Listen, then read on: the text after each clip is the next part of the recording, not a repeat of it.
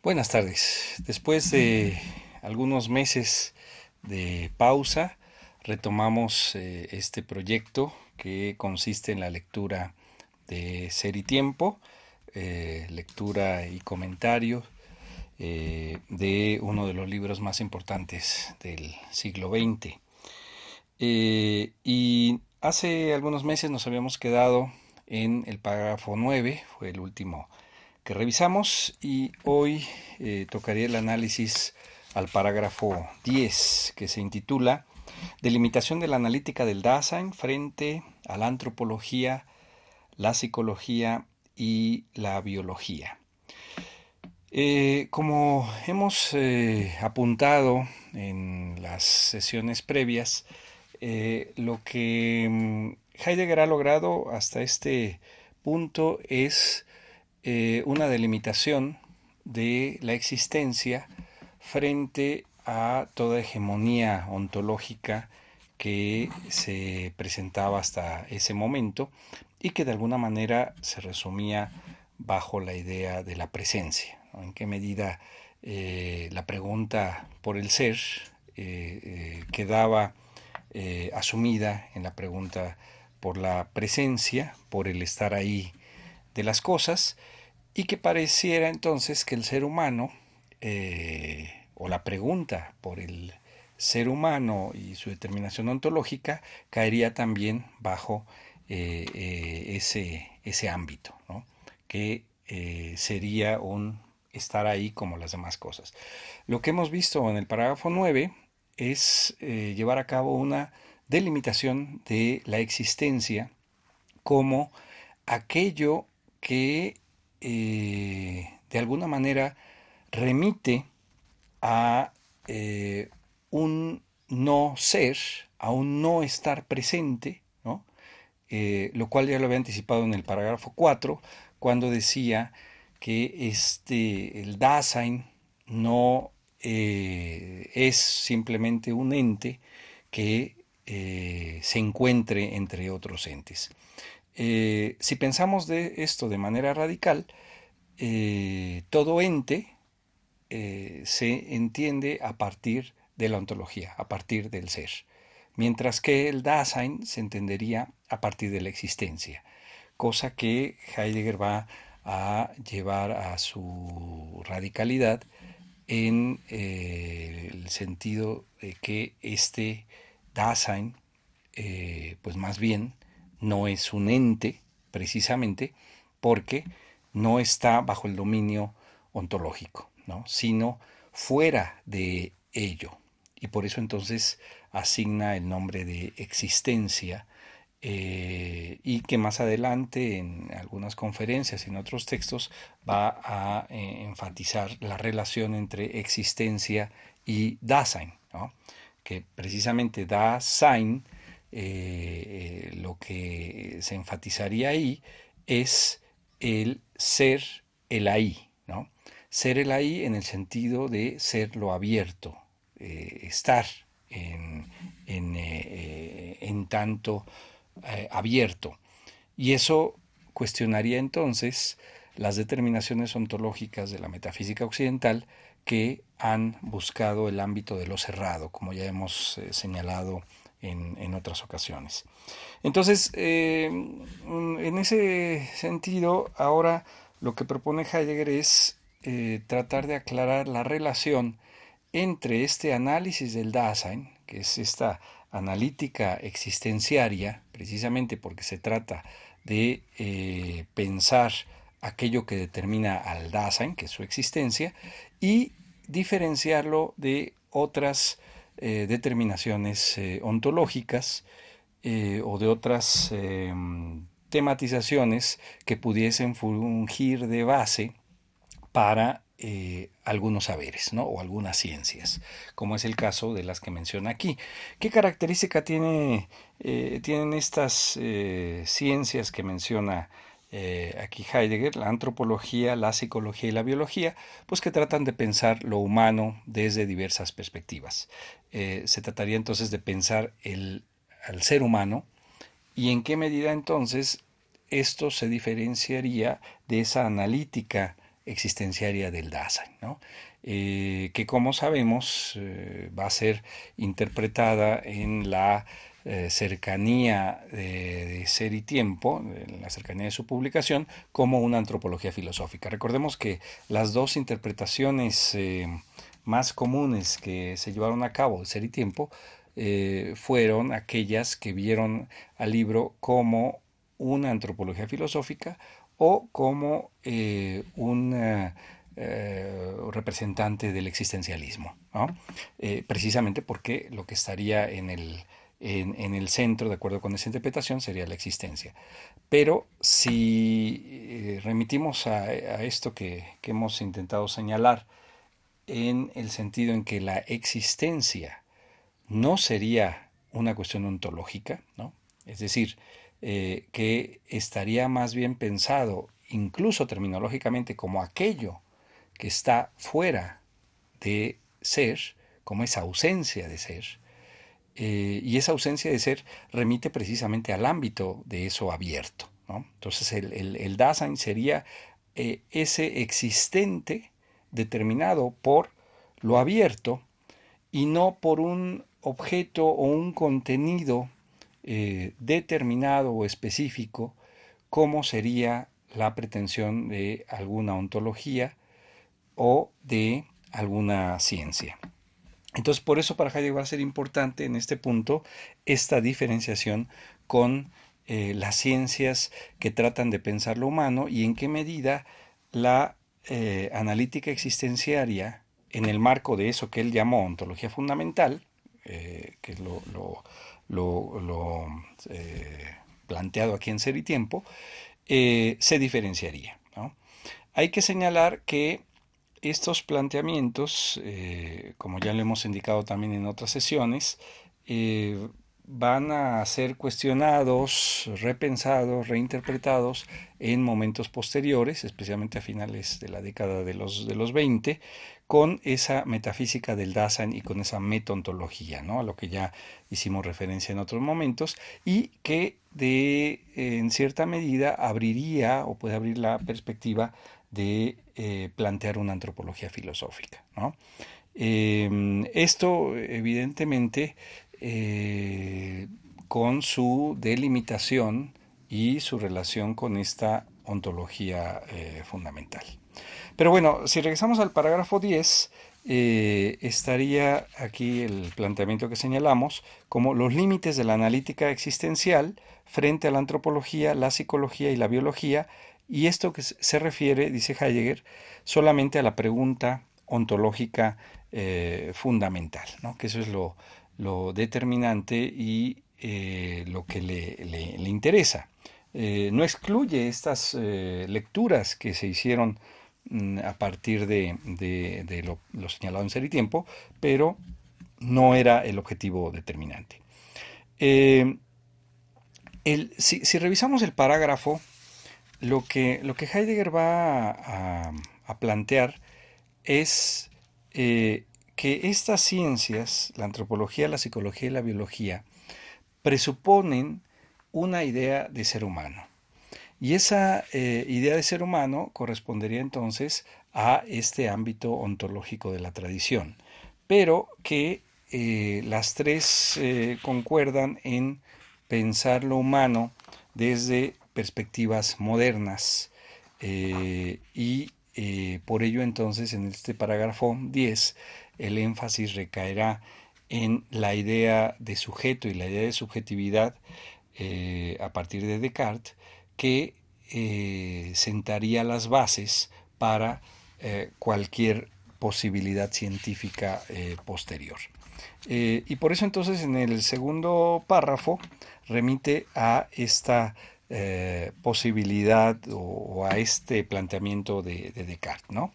Dice, en una orientación histórica se podría aclarar el propósito de la analítica existencial de la siguiente manera. Descartes, a quien se atribuye el descubrimiento del cogito sum como punto de partida para el cuestionamiento filosófico moderno, investigó dentro de ciertos límites el cogitare del ego. En cambio, deja enteramente sin dilucidar el sum, aun cuando éste haya sido tan originariamente establecido como el cogito. Eh, entonces, el punto de partida será este, eh, para tratar de pensar o señalar los límites de estas ciencias, ¿no? Y su diferencia con la analítica existenciaria. En ese sentido, el primer límite remite a esta base ontológica de la subjetividad en la modernidad, en donde entonces se piensa el cogito, ¿no? El cogito sum, como ese punto de partida, pero en donde no queda esclarecido el propio modo de ser de ese sum, ¿no? Simplemente queda ese sum como el existo, ¿no?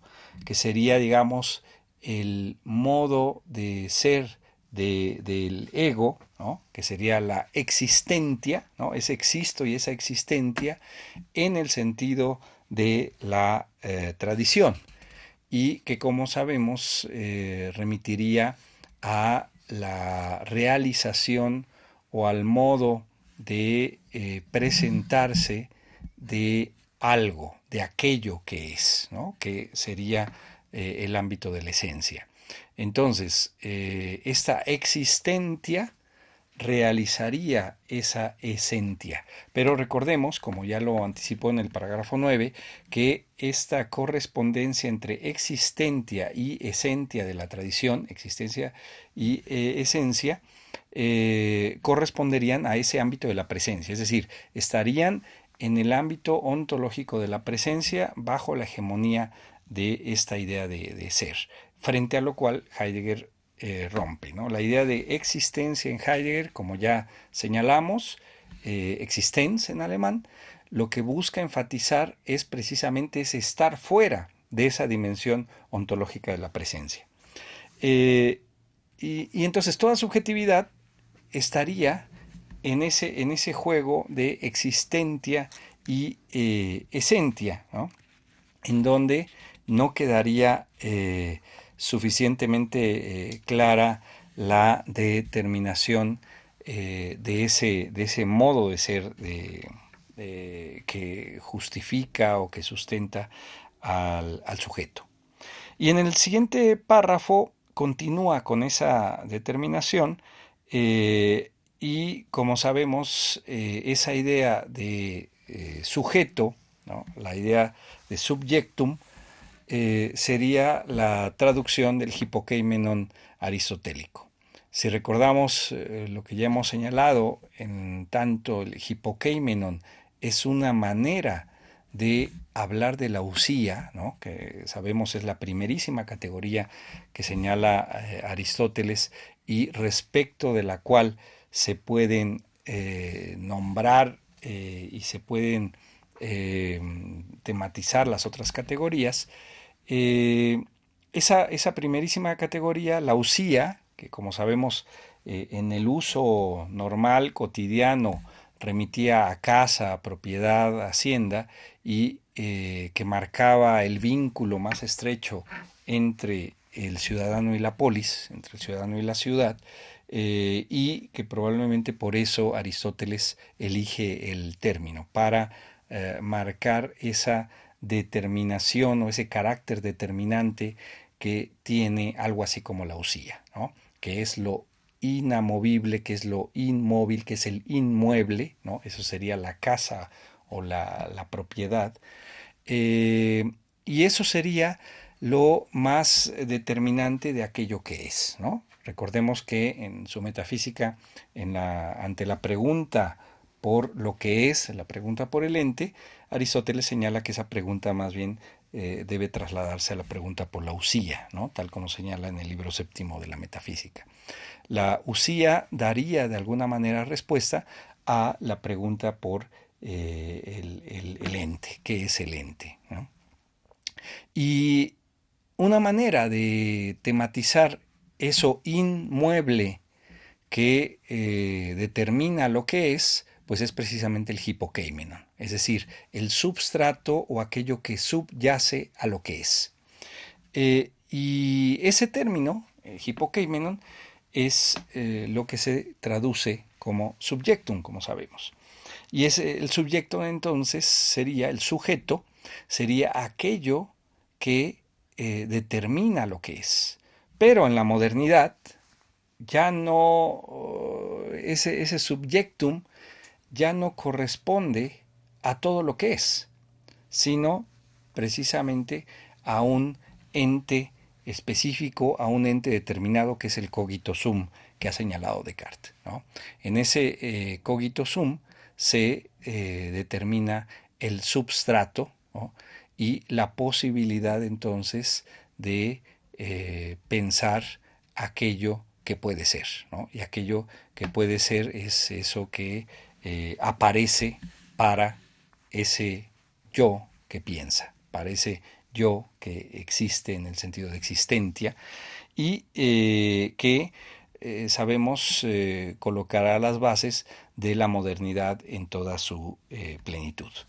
Lo que señala entonces Heidegger aquí en el tercer párrafo es la determinación que adquiere la subjetividad para toda ciencia posterior. Y bueno, en ese párrafo lo señala. Dice, toda idea de sujeto, si no está depurada por una previa determinación ontológica fundamental, comporta ontológicamente la posición del subjectum, hipokeimenon, por más que uno se defienda ónticamente en la forma más enfática contra la sustancialización del alma o la cosificación de la conciencia.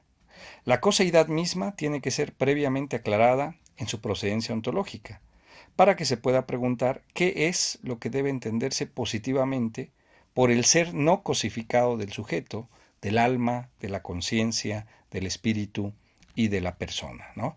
Que sabemos serían términos con los que se ha tratado de pensar lo determinante del ser humano, pero queda claro aquí que si se piensa el sujeto como aquel substrato que, decíamos, permite la aprehensión de aquello opuesto, ¿no? Que en alemán queda claro con la idea de aquello que se opone como Gegenstand y Gegenständlichung. Es decir, con aquello que de alguna manera es lo contrapuesto al sujeto en tanto substrato, ¿no? Y que en el fondo eso contrapuesto es el reflejo de la propia subjetividad, ¿no? En qué medida el sujeto, ¿no?, en tanto ego cogito, ¿no?, se expresa en las cogitaciones, en los modos del cogitare, ¿no? Uno de ellos puede ser la percepción sensible, en este caso algo que vemos, y ese ver que ve algo, en ese ver que surge de la subjetividad como un modo del cogitare, aprehende algo en donde ese algo es precisamente el reflejo del cogitare, de esa percepción sensible, ¿no?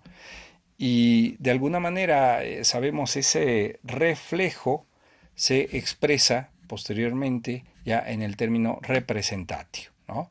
Que va a ser uno de los términos determinantes en la modernidad, la representación, como aquello que permite la relación entre sujeto y objeto, ¿no? Que no se trata, ya lo hemos dicho en otras ocasiones, de una imagen, ¿no?, de una reproducción, sino más bien el carácter reflejo que se da en el mundo o en las cosas del mundo en el sentido de aquello que se contrapone al sujeto, aquello en donde el sujeto se refleja, ¿no? Por eso más adelante Heidegger, sabemos, hablará de esa época de la imagen del mundo, como la modernidad es precisamente esa época del reflejo.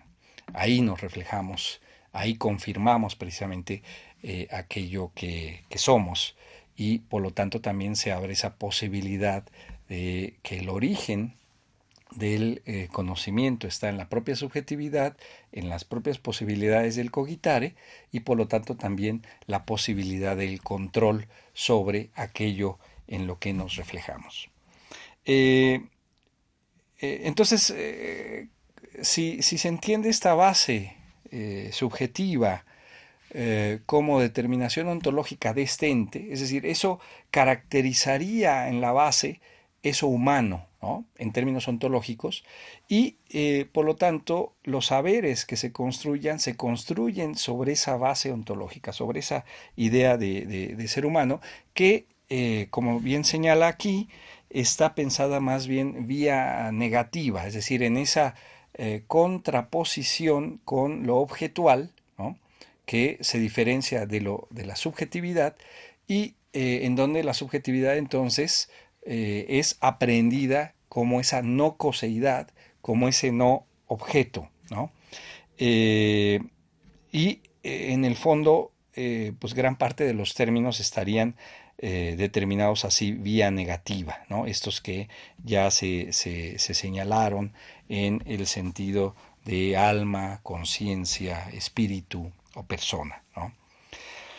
Todos estos términos nombran determinados dominios fenoménicos susceptibles de desarrollo, pero su empleo va siempre unido a una curiosa no necesidad de preguntar por el ser del ente así designado. Y eso es precisamente lo que Heidegger ve como la necesidad de plantear, digamos, otro nivel de tematización, ¿no? Que, como sabemos al inicio en sus primeras lecciones, hablaba de indicadores formales, y aquí hablará entonces de existenciarios, precisamente porque no estamos hablando de categorías, porque no estamos hablando de una dimensión ontológica, sino de esta dimensión que se escapa del ámbito de la presencia, y en donde la principal cuestión aquí es repensar o replantear la pregunta por el sentido del ser, comenzando por la pregunta por el ser de este existente, digamos, ¿no? Que, ya lo señaló, queda determinado o designado formalmente como existencia, ¿no? Y por eso entonces la idea de Dasein y la idea de existencia no podría ser colocado en esta lista, ¿no? Como alma, conciencia, espíritu, persona, ¿no? Lo que Heidegger busca señalar con todas estas delimitaciones es precisamente este nivel fuera de la presencia, ¿no? No en la base ontológica que determinaría las ciencias, no en el ámbito de ese hipokeimenon, de ese substrato, ¿no? Aquí la existencia no estaría pensada como substrato, precisamente más bien está pensado como no ser, ¿no? Pensado como ese ámbito abierto, ¿no? En donde se abre el espacio para que algo así como el existente, ¿no? Algo así como el Dasein pueda acaecer, ¿no? En su relación con otros entes, en su relación con otros modos de ser, como serían los animales, como serían las plantas, etcétera, ¿no? Y entonces en ese punto busca diferenciar también la idea de vida y de ser humano, ¿no? Si se entiende esto, como lo hemos venido señalando, entonces queda claro que no puede hablarse en el mismo nivel y en el mismo sentido, ¿no? En el parágrafo 4, perdón, el párrafo 4 de este parágrafo 10 hace esa referencia entonces a las cuestiones de filosofías de la vida que preguntan precisamente por ello. Hace algunas referencias, concretamente a Dilthey en el siguiente párrafo, y a Husserl y a Scheler, en términos de estas, primero a Dilthey con la pregunta o la tematización por la vida, que, como sabemos, Dilthey lleva a cabo a finales del siglo XIX, y que para Heidegger va a ser determinante o central como uno de esos contemporáneos de los que se nutre en su formación. Recordemos que tenemos ese acercamiento a Dilthey, a los neocantianos, tanto de la Escuela de Marburgo como de Baden, y a Husserl, por supuesto, que son los contemporáneos a los que hace referencia en esa famosa carta a Elfriede en 1922, ¿no? Cuando dice que los contemporáneos ya han dado de sí y ahora quiere medir sus fuerzas con los grandes de la tradición filosófica, y que sabemos en 1921 comienza sus interpretaciones fenomenológicas sobre Aristóteles. Pero si revisamos las primeras lecciones y también su etapa de formación, especialmente la tesis de habilitación, evidentemente el peso de Dilthey es determinante, es central, ¿no? Bueno, no nos detendremos aquí en eso, quizás en otro momento podamos hablar de esa relación con Dilthey, pero ya sabemos también que esa es una de las vías en las que se puede entender la conformación de un texto como Ser y Tiempo, ¿no? Recordemos, actualmente tenemos varios caminos de interpretación para tratar de entender una obra como Ser y Tiempo, ¿no? Uno serían estas lecciones, por lo menos desde 1919 hasta 1926. Otros serían los proyectos de investigación, como le llamamos, el proyecto sobre Aristóteles, el proyecto sobre la lógica. Pero otro sería también, a lo que ya hemos hecho referencia, a digamos, origen fáctico de Ser y Tiempo, que ocurre en 1923, ¿no? Aunque hay un señalamiento de Heidegger en uno de los cuadernos negros en donde dice que la base o el germen de Ser y Tiempo remite a 1922, queda claro que en 1923 se publican las cartas entre Dilthey y el conde Georg von Wartenburg, y que a Heidegger le interesan. Solicita un ejemplar para hacer una reseña que sabemos la redacta en 1924, hace 100 años precisamente, y se extiende esa reseña hasta constituirse en el tratado El concepto de tiempo, ¿no? Que de ahí sale una conferencia de julio de 1924, pero el tratado que se publicó en el 89, sabemos, sería la primera versión de Ser y Tiempo, ¿no? Y digamos la excusa inicial para este libro, por eso decía yo, es el origen fáctico del mismo, serían esas cartas y la idea de esa reseña que inició a finales de 1923, principios del 24. Después ya viene la segunda versión de Ser y Tiempo, que sabemos es la lección de 1925, Prolegómenos para la historia del concepto del tiempo, volumen 20 de la Gesamtausgabe, y después en 1926 ya redacta este texto que tenemos publicado, que se publica en 1927, ¿no? Entonces Dilthey desempeña un papel central y sabemos el acercamiento que tiene Heidegger a sus obras va a ser importantísimo, ¿no? Pero evidentemente, si vemos la pregunta de Dilthey en el sentido de llevar a cabo una psicología analítica descriptiva que pudiese sentar las bases para la tematización de la vida, tanto en sus formas como en su totalidad y en su complejidad, eso parecería estar de forma muy cercana a esto que Heidegger tematiza aquí. Y en varios momentos lo va a señalar, que de alguna manera estaba la tendencia de Dilthey, o se hallaba encaminado precisamente a esta tematización que Heidegger lleva a cabo aquí, ¿no? Lo señala en algún momento cuando dice Dilthey se hallaba encaminado ante todo hacia la pregunta por la vida, ¿no?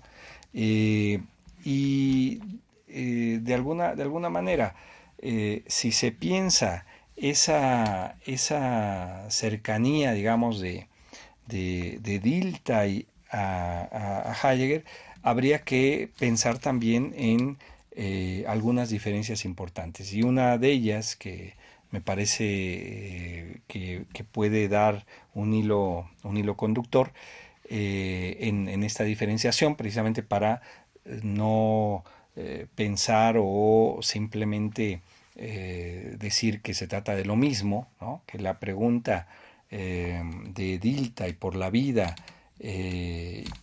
como aquella base de lo que puede ser estructurado en las ciencias del espíritu es lo mismo que aquello que Heidegger está pensando en esta analítica existenciaria del Dasein, ¿no?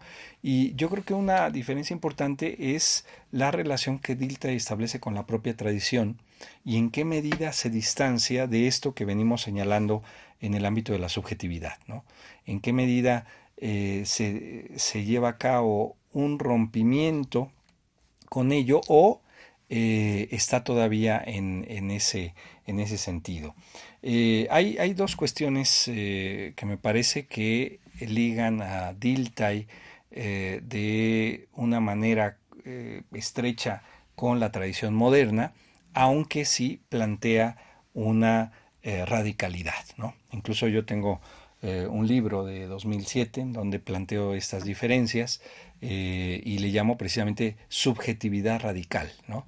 Y Dilthey sería uno de aquellos que llevan al extremo las posibilidades de la modernidad radicalizándola, ¿no? Pero no en esa, digamos, ruptura tal como me parece que Heidegger sí lo hace con la idea de existencia y Dasein, ¿no?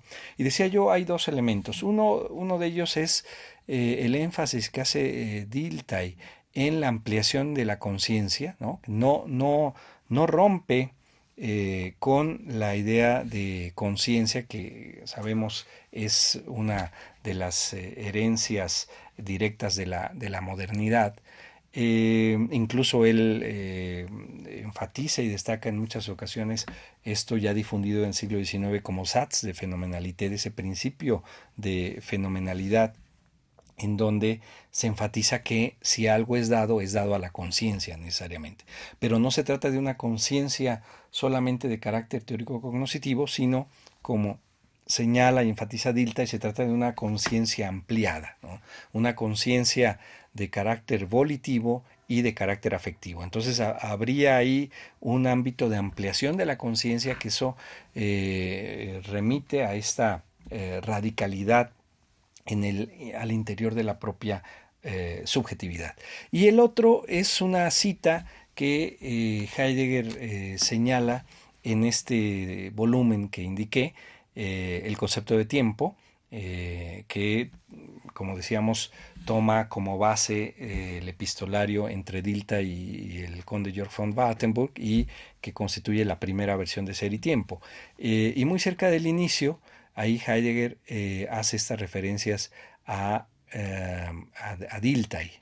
Y dice, por cierto, con este intento Dilthey se opone a toda la psicología intelectualista, pero el método en el que se basa su trabajo de fundamentación sigue siendo el modo de acceder a las cogitaciones, res cogitans, y el enfoque temático de ese trabajo de fundamentación continúa siendo el fundado y desarrollado por Descartes en sus meditaciones, ¿no? Y yo creo que este párrafo 10 por eso toma a Descartes como hilo conductor o como una base para el despliegue posterior, porque de alguna manera estos intentos de Dilthey con esa radicalidad a la que ya hicimos referencia, remite de alguna manera a este contraste con el propio Descartes y sus meditaciones. Y el otro punto que inicia en ese párrafo quinto es no solo el pensar estas tematizaciones en torno a la vida, sino también a la personalidad, ¿no? Y ahí señala entonces hace referencia a Husserl y a Scheler, ¿no? Hay que tener en cuenta aquí varios asuntos. La referencia a Scheler evidentemente es a su Ética, ¿no? Que se publicó en 1913-1916, no todavía a textos, digamos, de tematización antropológica como va a ser el lugar del ser humano en el cosmos, el puesto del ser humano en el cosmos, que es de 1928, ¿no? Y con el cual Heidegger mismo va a tener una discusión posterior en 1929, en esos textos que señalábamos de finales de la década de los 20 y en donde hay toda una discusión sobre el ámbito de la antropología filosófica, ¿no? Especialmente en el volumen 26 de la obra completa, en el volumen 28, en el libro sobre Kant, ¿no? Kant, el problema de la metafísica, que se publica en 1929, en Von Wesen des Grundes, también de 1929, de la esencia del fundamento, y en la conferencia de antropología y Dasein, que está en el volumen 80.1, que se publicó en alemán en 2016, del cual yo he hecho una traducción que está en espera de su publicación en el Fondo de Cultura Económica, que confiemos en que salga este año, y es una conferencia de 1929 en donde el propio Heidegger lo que hace es discutir con Scheler principalmente, pero digamos es una discusión posterior que ya remite al texto del puesto del ser humano en el mundo. Y también lo que sabemos ocurre ya de manera posterior son las publicaciones de Husserl sobre la idea de persona y que buscan diferenciarse de la fundamentación de otros modos de aparecer, como sería el caso de lo vivo. Y esto principalmente está en las ideas 2. Hay una nota que Heidegger coloca ahí y que remite principalmente al texto de Husserl de 1910, Filosofía como ciencia estricta, y que hace referencia también a el trabajo a ese segundo volumen de las ideas 2, a lo que Heidegger tuvo acceso, tanto en esos manuscritos como en otros, pero simplemente está indicado, está señalado, eso sería motivo de otro trabajo de comparación a partir ya de la obra póstuma de Husserl y de lo que ha trabajado en torno a ello. Entonces solamente está señalado aquí Husserl en ese sentido, y más bien las referencias remiten a Scheler y a ese texto de la ética, y concretamente con la idea de persona, y en donde Heidegger ya en el párrafo 6 vuelve nuevamente a lo que había anticipado en términos de esa vía negativa que se presenta para tratar de delimitar lo esencial o lo fundamental de lo humano que podría dar pie a una antropología de carácter filosófico. Y en ese sentido cuestiona Heidegger no solo que se trate aquí del ámbito de la conciencia, sino también que se trate de una remisión a ámbitos o a términos previos que no han sido suficientemente tematizados o desplegados. Y en ese sentido hace esta referencia a Scheler, ¿no? Dice, ¿cómo determinar ontológicamente de una manera positiva el modo de ser de la persona? La cuestión crítica no puede empero detenerse aquí. Lo que está en cuestión es el ser del hombre entero, ser que se concibe de ordinario como unidad de cuerpo, alma y espíritu. Cuerpo, alma y espíritu pueden, por su parte, designar sectores de fenómenos temáticamente separables, con vistas a determinadas investigaciones. Dentro de ciertos límites, su indeterminación ontológica bien puede no tener importancia, pero cuando lo que está en cuestión es el ser del hombre, este ser no puede calcularse aditivamente partiendo de las formas de ser del cuerpo, el alma y el espíritu, que a su vez tendrían aún que ser determinadas, ¿no? Pues evidentemente en este señalamiento lo que Heidegger cuestiona es que no queda aclarado eh, estas, estas determinaciones, tanto del cuerpo, del alma o el espíritu, si se trata de una combinación con las determinadas eh, eh, determinaciones de cada uno, las posturas, digamos, que conlleva cada uno de esos conceptos, y a la vez que estarían entonces todavía pensados en un ámbito ontológico que no aclara el modo de ser de la persona misma, ¿no? Y que donde llega, digamos, de alguna manera Scheller, especialmente en la última parte de su ética, es precisamente a pensar esa persona como al ejecutor de actos intencionales de la conciencia, ¿no? Y que en esa medida, decíamos, vía negativa busca diferenciarse de lo objetual. Pero al remitir a estas ideas de cuerpo, alma y espíritu, no queda suficientemente clara esa relación entre el carácter ejecutor de la persona, ¿no? En tanto ejecutor de actos o de vivencias intencionales, y estas determinaciones que remitirían de alguna manera a la antropología antigua y cristiana, ¿no? Y esto entonces lleva a Heidegger en el hilo conductor de este texto a eh, proceder nuevamente con base en Descartes, ¿no?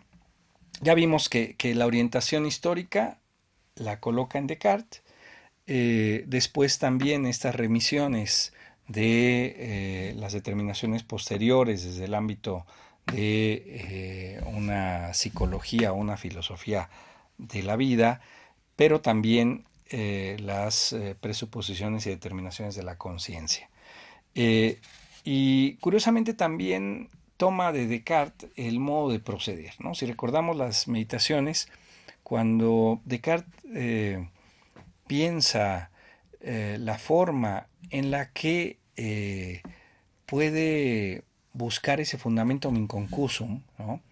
En las que puede descubrir un ámbito, digamos, sin presupuestos, ¿no? ¿Cómo serían simplemente aceptar la percepción sensible como la primera fuente de conocimiento, o simplemente presuponer esta relación sujeto-objeto tal como había sido heredada? En esa búsqueda de ese fundamento inconcluso, en donde llega al cogito sum como aquello único que es hipokeimnon, aquello único que puede ser substrato, ¿no? En ello, cuando busca analizar todo eso, hay dos cuestiones que hereda Descartes, ¿no? Digamos, en términos de las meditaciones, conllevarían, digamos, tres ideas de ser humano, ¿no? Que están ahí en disputa. Dos frente a las cuales Descartes tiene que ver y discutir, y la tercera sería precisamente la suya, la de esta subjetividad del cogito sum. Pero la primera es evidentemente Aristóteles, ¿no?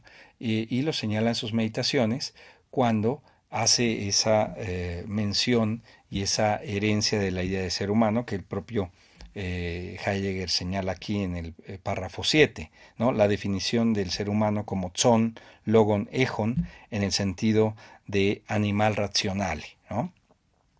Repito, es el mismo procedimiento que Descartes en sus meditaciones, ya que el segundo es la idea o el hilo conductor teológico, ¿no? Dice, el otro hilo conductor para la determinación del ser y de la esencia del ser humano es teológico, ¿no?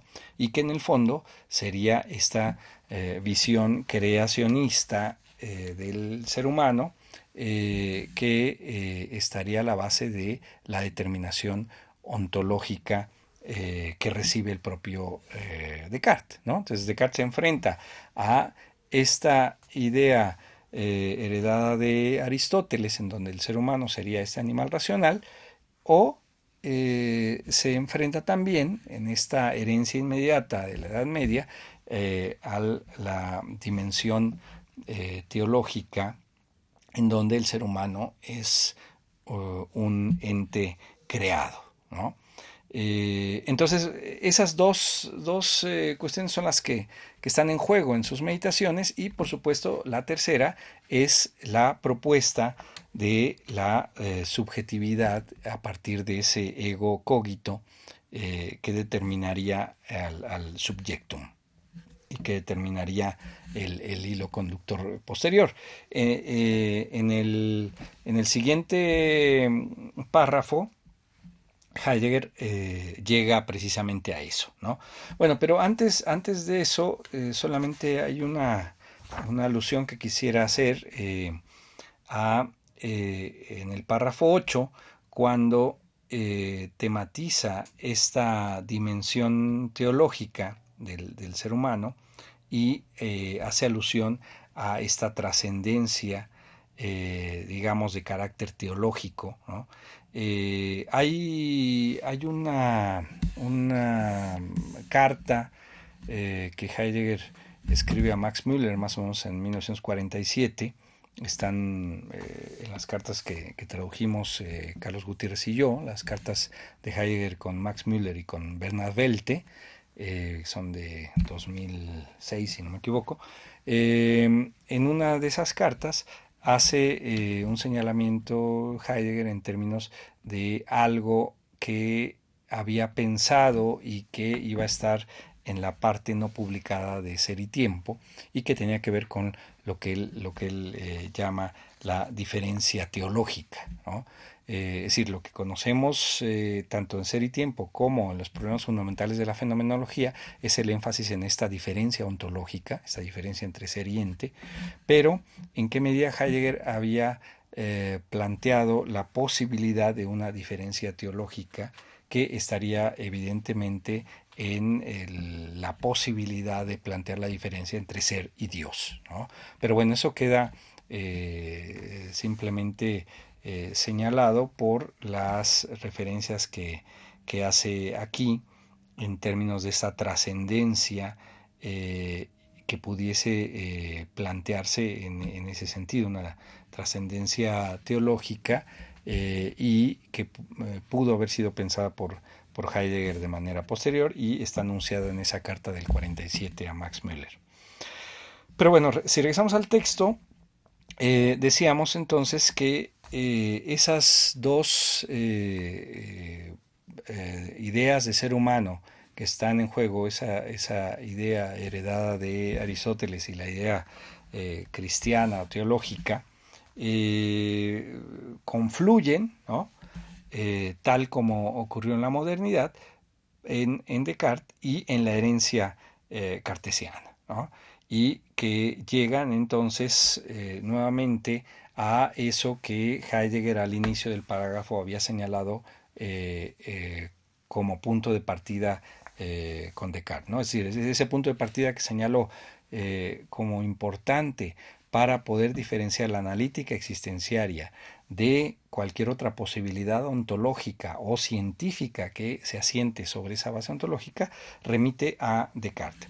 En este parágrafo entonces, en el párrafo 9, donde confluye lo señalado previamente, ahí regresa entonces nuevamente a Descartes.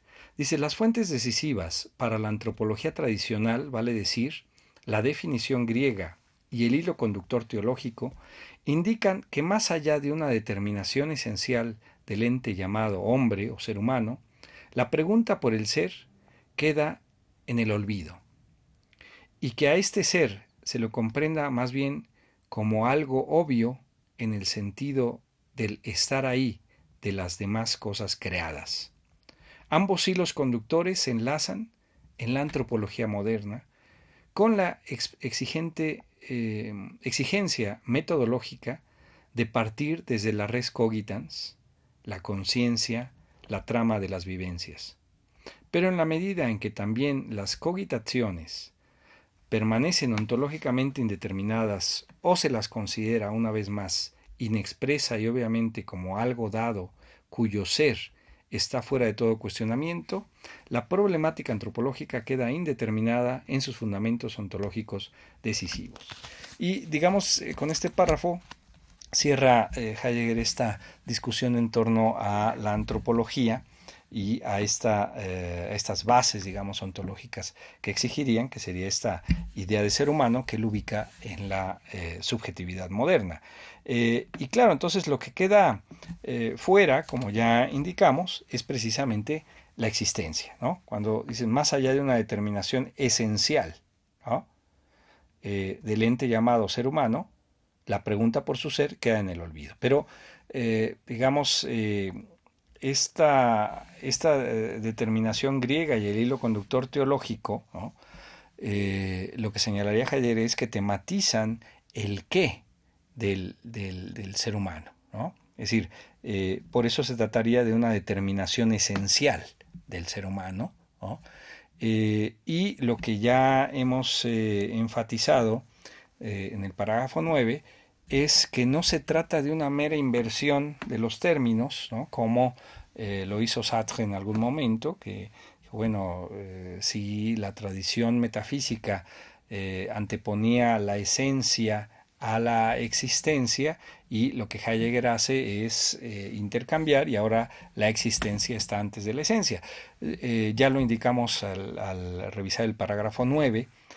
No se trata de eso, ¿no? No se trata de conservar esas determinaciones, esos conceptos de la tradición metafísica, sino de pensar la existencia desde otro ámbito, ¿no? Digamos, desde otro nivel que remite a esta salida de esa determinación ontológica de la presencia. Es decir, esencia y existencia, como ese par de términos de la metafísica occidental, remitirían necesariamente a la presencia, ¿no? Como dijimos hace un momento, la existencia, ¿no? La existencia sería el modo en que se actualiza o se realiza ese qué, esa esencia, ¿no?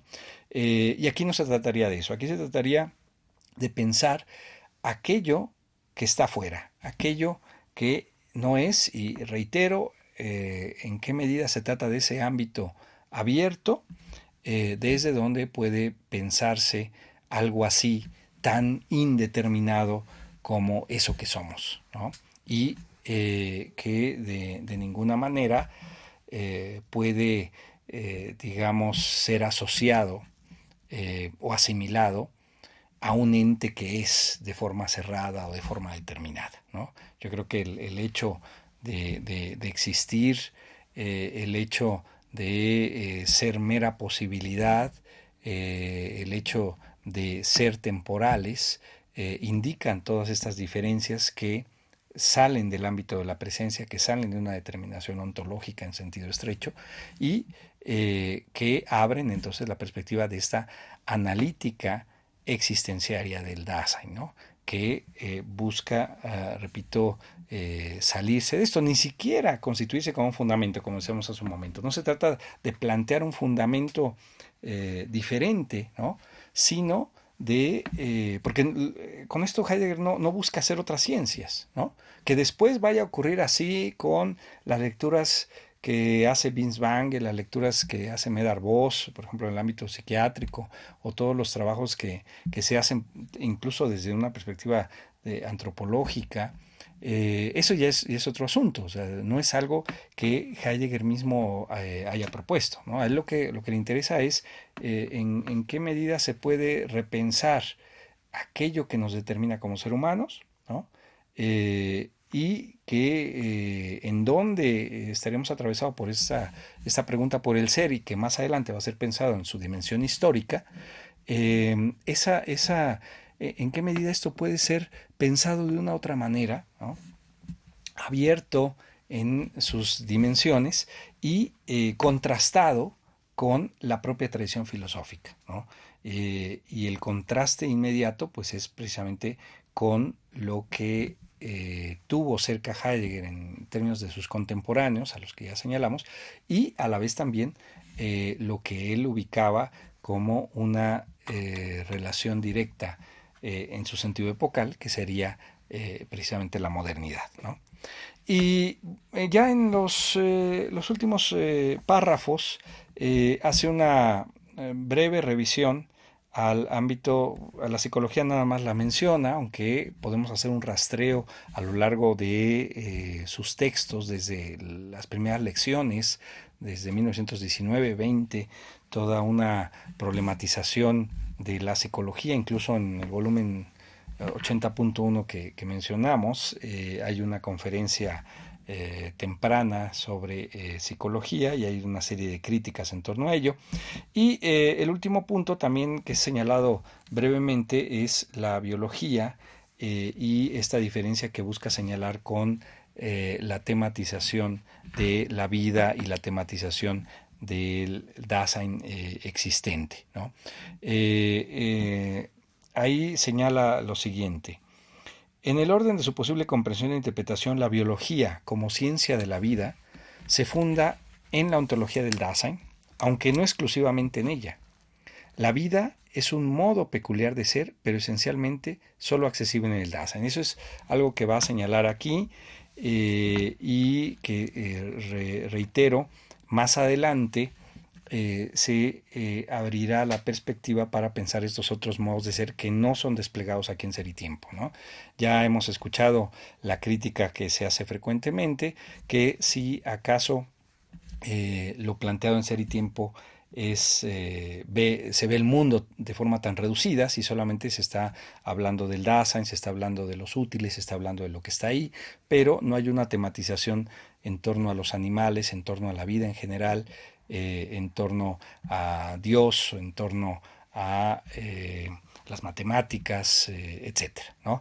Y todo eso efectivamente no queda aquí tematizado, solamente con estos señalamientos, como acabamos de hacer en torno a la posible diferencia teológica, pero también aquí este señalamiento a simplemente indicaciones que en otros momentos van a ser trabajados, a lo que ya hemos hecho referencia, el volumen 29-30, los conceptos fundamentales de la metafísica, mundo, soledad y finitud, en donde trabaja de forma mucho más detallada esta diferencia entre el Dasein existente y el animal que vive, ¿no? Y que, como sabemos, remitirá también a lo que es pensado hoy como el ámbito de lo abierto y que será abordado por otros pensadores como Derrida, como Agamben, etcétera, ¿no? Pero digamos, eso remite nuevamente a finales de la década de los 20, a ese otro volumen. Digamos, los volúmenes que señalé anteriormente remiten al ámbito de la antropología, ¿no? Volumen 26, 28, el problema de la metafísica, la conferencia sobre Dasein y antropología, y en ese marco también, en ese marco de la metafísica del Dasein, estaría también esta diferencia con el ámbito de la animalidad, tal como va a ser pensado en esos volúmenes. Entonces, bueno, para cerrar, dice, la vida no es ni un puro estar ahí, ni tampoco es un Dasein. El Dasein, por su parte, nunca puede ser ontológicamente determinado como vida y además otra cosa, ¿no? Y eso formará parte de estas diferencias centrales en la medida en que no se trata de aceptar la base ontológica ya establecida y simplemente añadirle algunas características, sino, como hemos indicado, se trata de pensar la existencia en su diferencia con toda ontología en el sentido de la presencia. Bueno, pues con esto cerramos el análisis de este párrafo 10.